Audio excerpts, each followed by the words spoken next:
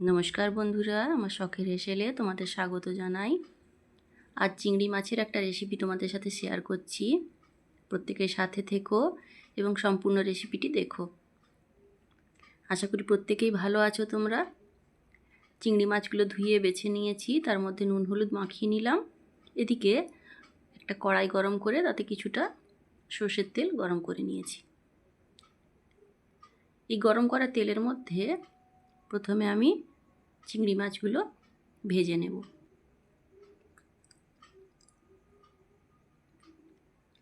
যে সমস্ত বন্ধুরা ভিডিওগুলির সাথে থাকো তাদেরকে অসংখ্য ধন্যবাদ পাশে থাকার জন্য।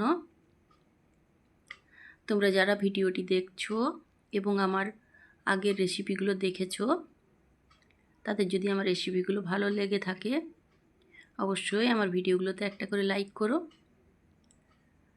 আর যারা এখনও বন্ধু হওনি তারা একটু সাবস্ক্রাইব বাটনটা চিপে একটু আমার পাশে থেকো, তাহলে আমি এগিয়ে যাবার আর একটু উৎসাহ পাবো। দেখো লাল লাল করে চিংড়ি মাছগুলো ভেজে তুলে নিয়েছি। এবার ওই কড়াইয়ের মধ্যে আরও কিছুটা সর্ষের তেল দিলাম, তার মধ্যে দিয়ে দিলাম দুটো কাঁচা লঙ্কা আর একটু পাঁচ ফোড়ন দিয়ে এর মধ্যে দিয়ে দিচ্ছি কিছুটা কুচনো পেঁয়াজ। পেঁয়াজটা হালকা ভেজে নিলাম। গ্রাম বাংলার এই রেসিপিটি অনেকেই হয়তো খেয়েছো। এখন এই রেসিপি অনেক জায়গাতেই সময়ের অভাবে অনেকেই করে উঠতে পারে না।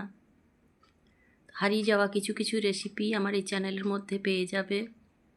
অবশ্যই চ্যানেলটি একবার ভিজিট করো, ঘুরে এসো চ্যানেলটি।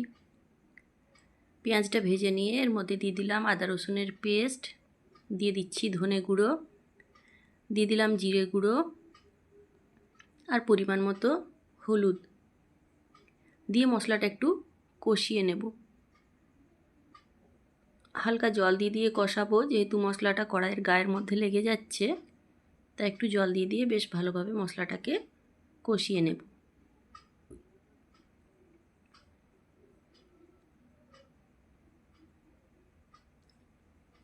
মশলাটা সুন্দরভাবে কষানো হয়ে গেছে। এরপর এর মধ্যে দিয়ে দিচ্ছি টুকরো করে কেটে রাখা কিছুটা আলু। আলুটা দিয়েও একটু কষিয়ে নেব। এবার এর সাথে অ্যাড করে দিচ্ছি একটা গোটা টমেটো। টমেটোটাও হালকা মশলার সাথে নেড়ে চেড়ে নিলাম।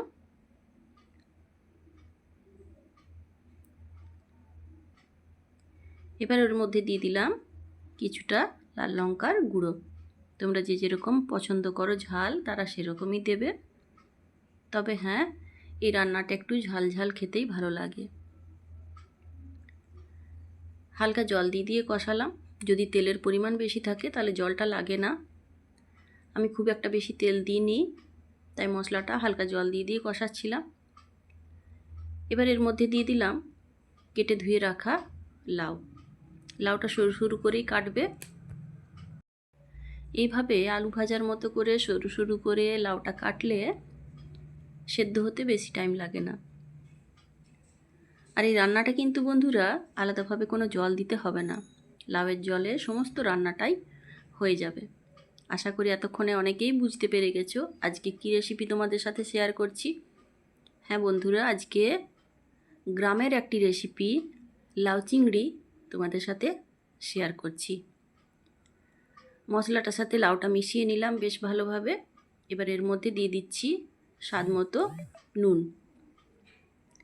নুন দিয়ে আর একটু ভালোভাবে এটার সাথে মিশিয়ে নেব। মিশিয়ে নিয়ে এটা ঢাকা দিয়ে রেখে দেব 10-15 মিনিট মতো।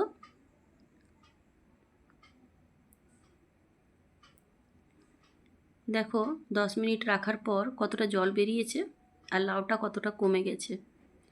এভাবে আস্তে আস্তে একবার করে ঢাকা দিয়ে দিয়ে রেখে রেখে এটা জলটা দেখবে ঠিক কমে যাবে, লাউটাও সুন্দরভাবে সেদ্ধ হয়ে যাবে।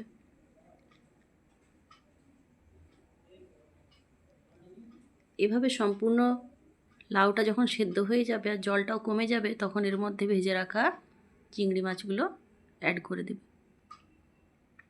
চিংড়ি মাছগুলো অ্যাড করে দিলাম। অ্যাড করে দিয়ে আর একটু এটার সাথে মিশিয়ে নেব। মিশিয়ে নিয়ে আরও 5 থেকে 10 মিনিট এটাকে মিডিয়াম টু লো ফ্লেমের মধ্যে রেখে এটাকে ফুটতে দেব। হালকা কষাতে কষাতে এর জলটা যখন একদম শুকিয়ে যাবে, শুকনো শুকনো করে এই তরকারিটা নামিয়ে নেব। গরম গরম ভাতের সাথে এই লাউ চিংড়ি অসাধারণ লাগে বন্ধুরা। যারা এখনও বানিয়ে খাওনি তারা বাড়িতে একটু ট্রাই করো, আর বানিয়ে আমাকে জানিও কেমন লাগলো। পাশে থেকো, সুস্থ থেকো, ভালো থেকো সবাই।